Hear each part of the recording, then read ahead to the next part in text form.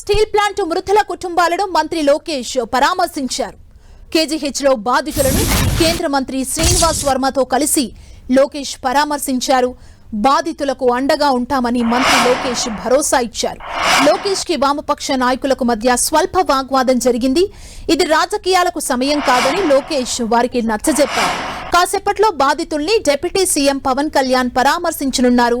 ఇప్పటికే మృతుల కుటుంబాలకు 25 లక్షల పరిహారం, క్షతగాత్రులకు 10 లక్షల రూపాయల పరిహారం ప్రకటించారు. స్టీల్ ప్లాంట్ ప్రమాదంపై 3 సభ్యులతో కమిటీ ఏర్పాటు చేసింది ప్రభుత్వం.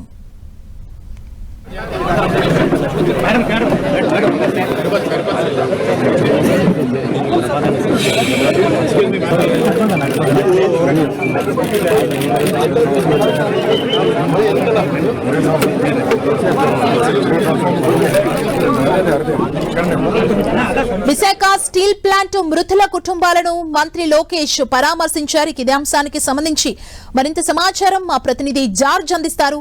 జార్జ్, స్టీల్ ప్లాంట్ లో ఘోర ప్రమాదం సంభవించింది. ఈ ప్రమాదంలో 8 మంది మృతి చెందగా 6గురికి తీవ్ర గాయాలయ్యాయి.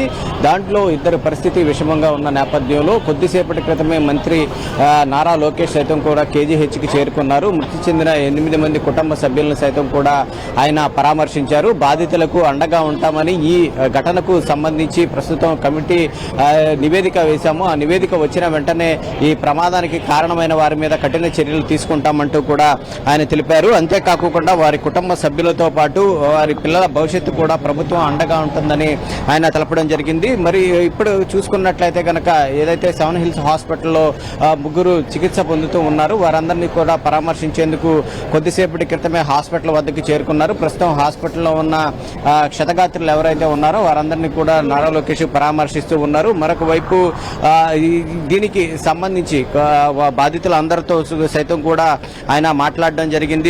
కుటుంబ పెద్దను కోల్పోవడం చాలా బాధాకరము, అయినప్పటికీ కూడా మనిషి తిరిగి తీసుకురావాలి కాబట్టి వాళ్ళందరికీ ఎట్టి పరిస్థితుల్లో సైతం కూడా ప్రభుత్వం అండగా ఉంటుంది అంటూ కూడా ఆయన హామీ ఇచ్చారు. ఈ ప్రమాదానికి సంబంధించి ఈ ప్రమాదం ఏ విధంగా సంభవించింది, ఎందువల్ల ఈ ప్రమాదం అనేది ఇంత చోటు చేసుకుంది అనే దాని మీద కూడా లోతైన విచారణ చేపడుతూ ఉన్నాము.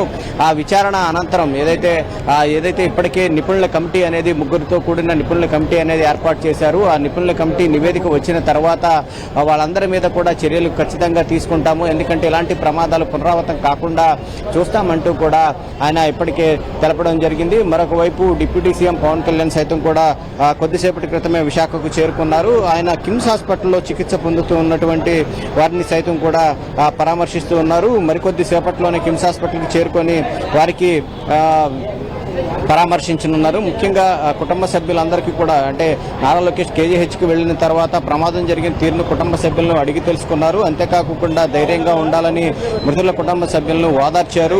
ప్రభుత్వ పరంగా అన్ని విధాలుగా అండగా ఉంటామని బాధితులకు సైతం కూడా హామీ ఇవ్వడం జరిగింది. బాధిత కుటుంబాలకు అండగా నిలబడేందుకే తాను ఇక్కడికి వచ్చానంటూ కూడా ఆయన స్పష్టం చేశారు.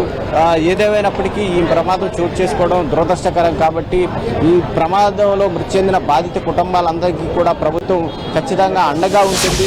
వారి చదువులకైతేనేమి కానీ ఇతర అవసరాలకైతేనేమి ఖచ్చితంగా ప్రభుత్వ పరంగా తాను ఆదుకుంటానని నారా లోకేష్ హామీ ఇచ్చారు. మరికొద్ది సేపట్లో డిప్యూటీ సీఎం పవన్ కళ్యాణ్ సైతం కూడా కిమ్స్ హాస్పిటల్కి చేరుకొని ఉన్నారు.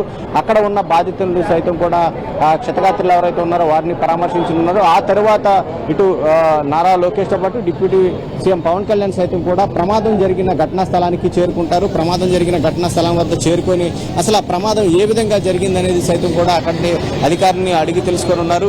ఏదేమైనప్పటికీ ఇటు కార్మిక సంఘాలు ఆరోపిస్తున్నట్లు మెయింటెనెన్స్ లోపాలు ఏమైనా ఉన్నాయా లేదా అనేది సైతం కూడా తెలుసుకోనున్నారు. ఎందుకంటే ఇప్పటికే ఇటు పవన్ కళ్యాణ్తో పాటు కేంద్ర సహాయక ఉక్కు శాఖ మంత్రి భూపతిరాజు శ్రీనివాస్ వర్మ సైతం కూడా పర్యటిస్తున్నారు. నిన్నటి నుంచి కూడా ఆయన ఇక్కడే ఉంటున్నారు కాబట్టి ఈ లోపాలను సైతం కూడా ఆయనకు కూడా వివరించే అవకాశం అయితే కనిపిస్తూ ఉంది.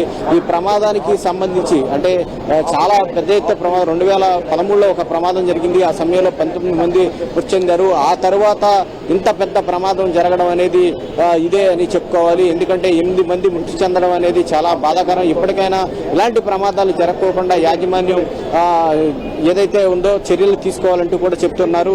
మరొకవైపు కార్మిక సంఘ నేతలు మాత్రం ఈ యాజమాన్యం నిర్లక్ష్య వైఖరిగానే ప్రమాదం జరిగింది కాబట్టి యాజమాన్యం మీద కఠిన చర్యలు తీసుకుంటే ఇలాంటి పునరావృతం కావంటూ కూడా వాళ్ళు కూడా చెప్తూ ఉన్న పరిస్థితి ఉంది. అంటే లోకేష్ పరామర్శించడానికి అక్కడికి వెళ్లిన టైంలో అంటే వామపక్ష నాయకులకు లోకేష్ కు మధ్య స్వల్పంగా చిన్న వాగ్వాదం జరిగినట్లు తెలుస్తుంది. అంటే వామపక్ష నాయకులు ఏం డిమాండ్ చేస్తున్నారు ఈ ప్రమాదానికి సంబంధించి, అసలు ఏం జరిగింది జార్జ్?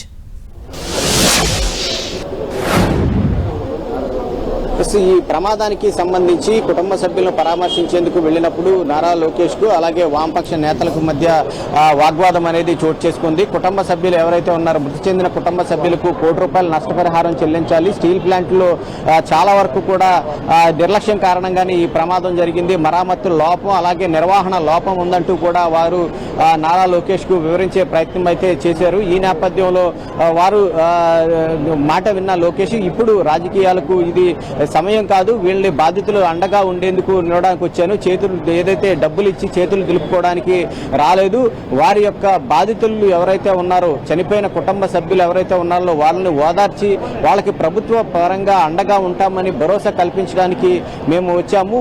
ప్రస్తుతానికి అక్కడ నిర్వహణ లోపం ఉందా, ఎటువంటి మరామత్తుల నిర్వహణ లోపం ఉంది, ఇవన్నీ కూడా ఒక కమిటీ వేశాము. ఆ కమిటీ నివేదిక ఆధారంగానే వారి మీద చర్యలు తీసుకుంటామంటూ కూడా నారా లోకేష్ తెలపడం జరిగింది. ఎందుకంటే మొదటి నుంచి కూడా ఇటు కార్మిక సంఘ నేతలు చెప్తూ ఉన్నారు ₹1 అనేది నష్టపరిహారం అనేది కనీసం చెల్లించాలి, 25 లక్షలు ఎక్స్గ్రేషియా అనేది సరిపోదంటూ కూడా వాళ్ళు చెప్తూ ఉన్నారు. ఈ నేపథ్యంలోనే ఇటు మంత్రి నారా లోకేష్ కు అలాగే వామపక్ష నాయకులకు మధ్య వాగ్వాదం చోటు చేసుకుంది. ₹1 ఎక్స్గ్రేషియా ప్రకటించాలని అయితే డిమాండ్ చేస్తూ ఉన్నారు. దీని మీద ఇప్పటికే కేంద్ర సహాయక మంత్రి భూపతిరాజు శ్రీనివాస్ వర్మకు సైతం కూడా స్పందించారు. ఏదైతే కార్మిక సంఘ నేతలు చెప్తున్న దాని ప్రకారం ₹1 నష్టపరిహారం చెల్లించాలనే దాని మీద కూడా పునరాలోచన అనేది చేస్తామంటూ కూడా ఆయన తెలపడం జరిగింది. ఇప్పటికే ₹25 లక్షల ఎక్స్గ్రేషియా ప్రకటించారు. అంతేకాకుండా పీఎం సహాయ నిధి నుంచి ₹2 లక్షల సైతం కూడా అందిస్తామంటూ కూడా ఆయన తెలపడం జరిగింది. అయితే ఈ ఎక్స్గ్రేషియా పెంపు దానికి సంబంధించి ఇటు కేంద్ర ప్రభుత్వంతో సైతం కూడా తాను మాట్లాడి ఎక్స్గ్రేషియా పెంపుకు సంబంధించి తాను కూడా పునరాలోచన అనేది చేస్తామంటూ కూడా వారు తెలపడం జరిగింది. అయితే ప్రస్తుతం నారా లోకేష్ సైతం కూడా కేజీహెచ్కి వెళ్లి వాళ్ళ కుటుంబ సభ్యులకు సైతం కూడా అదే తెలిపారు. ప్రస్తుతం ఈ ప్రకటించిన ఎక్స్గ్రేషియాతో పాటు కుటుంబ సభ్యులకు అండగా ఉండడంతో పాటు వారి కుటుంబ సభ్యులు ఎవరైతే ఉన్నారో వాళ్ళకి సైతం కూడా ఉద్యోగం కల్పించేందుకు మేము అండగా ఉంటాము, ప్రభుత్వ పరంగా అన్ని చర్యలు తీసుకుంటామంటూ కూడా భరోసా ఇచ్చారు. అంతేకాకుండా వారి కుటుంబ సభ్యుల్లో మొత్తం మీద అంటే అక్కడంతా కూడా చాలా కన్నీరు మున్నీరుగా వెలిపిస్తూ ఉన్నారు. ఎందుకంటే నిన్న సాయంత్రం డ్యూటీ ముగించుకొని ఇంటికి రావాల్సిన వారు విగత జీవులుగా పడి ఉండడంతో పాటు మృతి చెందారు. వారి మృతదేహాలు సైతం కూడా పూర్తిగా కాలిపోయాయి. ఎవరికి కూడా గుర్తుపట్టలేనంత విధంగా కాలి బూడిదైపోయిన పరిస్థితి ఉంది. ఆ నేపథ్యంలో వారి కుటుంబ సభ్యులకు సైతం కూడా తాను అండగా ఉంటానని ఒక భరోసానైతే కల్పించడంతో జరిగింది. ఇటు వామపక్ష నేతలు చెప్తూ ఉన్నటువంటి ఈ నిర్వహణ లోపాలు ఏవైతే ఉన్నాయో అంతేకాకుండా మెయింటెనెన్స్ కు సంబంధించిన లోపాలు వాటి మీద కూడా ఏదైతే కమిటీ వచ్చిన నివేదిక ఆధారంగా చర్యలు తీసుకుంటామంటూ కూడా నారా లోకేష్ స్పష్టం చేశారు. ప్రస్తుతం చూసుకున్నట్లయితే కనుక ఏదైతే మనం 7 Hills హాస్పిటల్ వద్ద ఉన్నామో ఈ 7 Hills హాస్పిటల్ వద్ద ఆయన పరామర్శిస్తూ ఉన్నారు. ఏదైతే ముగ్గురు తీవ్రంగా గాయపడ్డారు వారికి వారి కుటుంబ సభ్యులందరినీ సైతం కూడా ఆయన పరామర్శించనున్నారు. అంతేకాకుండా వారి పరిస్థితిని బట్టి అంటే అత్యవసరం అయితే కాకుండా వారిని వేరే హాస్పిటల్కి సైతం కూడా తరలించేందుకు ఎయిర్ అంబులెన్స్ సైతం కూడా ఏర్పాటు చేసినట్లు ఇప్పటికే కేంద్ర సహాయక మంత్రి ప్రకటించిన నేపథ్యంలో మరికొద్ది సేపట్లో ఇటు మంత్రి నారా లోకేష్, డిప్యూటీ సీఎం పవన్ కళ్యాణ్ సైతం కూడా ప్రమాదం జరిగిన సంఘటనకు వెళ్లి అక్కడ ఉన్న పరిస్థితులను కూడా సమీక్షించనున్నారు. అంటే జార్జ్ ఒకవైపు పలు ఆరోపణలు కూడా ఉన్నాయి. స్టీల్ ప్లాంట్ మీద పని భారం ఎక్కువగా అవుతోంది, ఎంప్లాయీస్ తక్కువగా ఉన్నారు, రకరకాల డిపార్ట్మెంట్స్ కూడా చేంజ్ చేస్తున్నారని ఇలాంటి ఆరోపణలు ఉన్న నేపథ్యంలో ఒకవైపు విచారణ కమిటీని కూడా వేశారు. అసలు అక్కడ ఏం చెబుతున్నారు, అక్కడ వర్క్ చేసే ఎంప్లాయీస్ ఏం చెప్తున్నారు, ఆ ప్రమాదం జరిగిన టైంలో అసలు ఏంటి రీజన్స్ అంటే ఏం చెప్తున్నారు వాళ్ళు?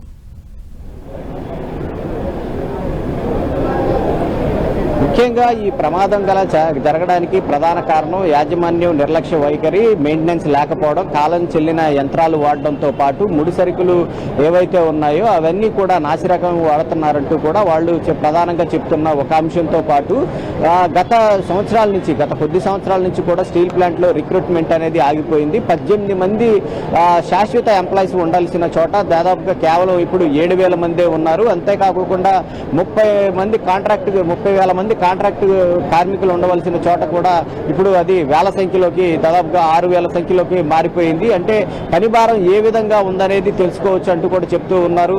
నలుగురు చేయాల్సిన పనిని ఒకళ్ళ చేత పని చేయించడం, అంతేకాకుండా కొన్ని విభాగాలకు సైతం కూడా షిఫ్ట్లు, అంటే ఒక షిఫ్ట్లో ఉన్నటువంటి వ్యక్తిని మరొక విభాగానికి మార్చడంతో అక్కడ ఆయన ఆ పనిని అంటే ఎక్స్పీరియన్స్ అనేది లేకపోవడం వంటివి కూడా జరుగుతూ ఉంటుంది. ఎందుకంటే ఒక విభాగాన్ని నుంచి ఇంకొక విభాగానికి మార్చినప్పుడు అప్పుడు ఎవరైతే ఆ విభాగానికి సంబంధించి ఎక్స్పీరియన్స్ ఉంటుందో అలాంటి వ్యక్తుల్ని ఆ షిఫ్ట్లోకి వేయాలి. కానీ ఇక్కడ అనాలోచిత నిర్ణయాలు కారణంగా ఈ పని భారాన్ని సైతం కూడా కార్మికుల మీద పెంచారంటూ కూడా వారు ఆరోపణలు చేస్తూ ఉన్నారు. ప్రధానంగా చూసుకున్నట్లయితే కనుక గత కొద్ది సంవత్సరాల నుంచి స్టీల్ ప్లాంట్లో ఎటువంటి నియామకాలు అనేవి చేపట్టలేదు. ఉన్న ఎంప్లాయీస్ తోనే ఈ స్టీల్ ప్లాంట్ నడిపిస్తూ ఉన్నారు. అంతేకాకుండా ఈ ఎంప్లాయీస్ ని ఎవరైతే ఉన్నారో వారిని సైతం కూడా శాశ్వత కార్మికులతో పాటు ఇటు కాంట్రాక్ట్ కార్మికులను సైతం కూడా ఇటీవల కాలంలో భారీగా తొలగించారు. ఈ నేపథ్యంలోనే నలుగురు చేయవలసిన పనిని ఒకళ్ళే చేస్తూ ఉండడం, అంతేకాకుండా పని భారం లోడింగ్ సైతం కూడా, ఎందుకంటే స్టీల్ ప్లాంట్ ప్రైవేటీకరణ చేస్తారంటూ ఉన్న నేపథ్యంలో కార్మికులు దాన్ని కష్టపడి ఉత్పత్తిని పెంచి దాన్ని లాభాల్లోకి తీసుకురావాలంటూ కూడా చెప్తూ ఉన్న తరుణంలో వారి సైతం కూడా ఈ స్టీల్ ప్లాంట్ ని ఎట్టి పరిస్థితుల్లో ప్రైవేటీకరణ కాకుండా ఉండేందుకు, అంతేకాకుండా దాన్ని లాభాల్లోకి తెచ్చేందుకు విపరీతమైన పని భారం అనేది కార్మికుల మీద పడుతూ ఉంది. అలాంటి సమయంలో స్టీల్ ప్లాంట్ యాజమాన్యం భద్రతాపరమైన లోపాలను సవరించుకోకుండా స్టీల్ ప్లాంట్ కార్మికులను సైతం కూడా వాళ్ళ భద్రతను పట్టించుకోకుండా గాలికి వదిలేసి కేవలం ఉత్పత్తి మీదే వారు దృష్టి పెట్టడం నేపథ్యంలో ఇలాంటి ప్రమాదాలు అనేవి చోటు చేసుకుంటున్నాయి. ఇప్పుడు స్టీల్ ప్లాంట్ లో ఉన్న ప్రతి విభాగాన్ని సైతం కూడా తనిఖీలు చేపట్టాలి, అక్కడ భద్రతాపరమైన అంశాలను పరిశీలించాలి, అంతేకాకుండా అక్కడ మరామతులు చేయాలంటూ కూడా చెప్తూ ఉన్నారు. ప్రతి సంవత్సరం సేఫ్టీ ఆడిట్ అనేది నిర్వహించాలి. అసలు సేఫ్టీ ఆడిట్ అనేది నిర్వహిస్తున్నారో లేదో అనేది కూడా మాకు సందేహంగా ఉందంటూ కూడా కార్మికులు చెప్తూ ఉన్నారు. ఇప్పటికే చాలా వరకు కూడా స్టీల్ ప్లాంట్ లో ఇలాంటి ప్రమాదాలు చోటు చేసుకుంటున్నప్పుడు 1-2 కార్మికులు కోల్పోతూ ఉన్నాము. కానీ ఇప్పుడు ఇంత పెద్ద సంఖ్యలో దాదాపుగా 8 మంది సైతం కూడా మృతి చెందారు, మరొక 6 తీవ్రంగా గాయపడ్డారు. వారి పరిస్థితి సైతం కూడా విషమంగా ఉంది. ఇంత పెద్ద ఎత్తున ప్రమాదం అనేది చోటు చేసుకుంది. గతంలో 2013లో సైతం కూడా 19 మంది మృతి చెందినప్పుడు సైతం కూడా ఈ సేఫ్టీ ఆడిట్ తో పాటు భద్రతాపరమైన లోపాలు ఉన్నాయని కూడా గుర్తించారు. కానీ ఇప్పుడు ఇంత పెద్ద ప్రమాదం జరిగినప్పటికీ సైతం కూడా ఈ స్టీల్ ప్లాంట్ యాజమాన్యం నిమ్మకు నీరెత్తినట్లు వ్యవహరిస్తూ ఉంది. కాబట్టి ఖచ్చితంగా స్టీల్ ప్లాంట్ యాజమాన్యం మీద కఠిన చర్యలు అయితే తీసుకోవాలని వారు డిమాండ్ చేస్తూ ఉన్నారు.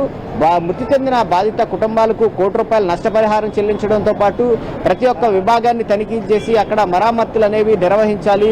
అంతేకాకుండా నిర్వహణ లోపం అనేది ఉంది, దాన్ని సరిచేయాలంటూ కూడా కార్మికులు డిమాండ్ చేస్తూ ఉన్నారు. అంటే మెయింటెనెన్స్ అనేది ఏ కంపెనీకైనా చాలా ఇంపార్టెంట్ జార్జ్, ఎందుకంటే ఇంత పెద్ద స్టీల్ ఫ్యాక్టరీలో మెయింటెనెన్స్ ని పక్కన పెట్టేశారంటే ఎలా చూడాలి? అంటే యాజమాన్య నిర్లక్ష్యానికి ఇంతమంది బలయ్యారనుకోవచ్చా?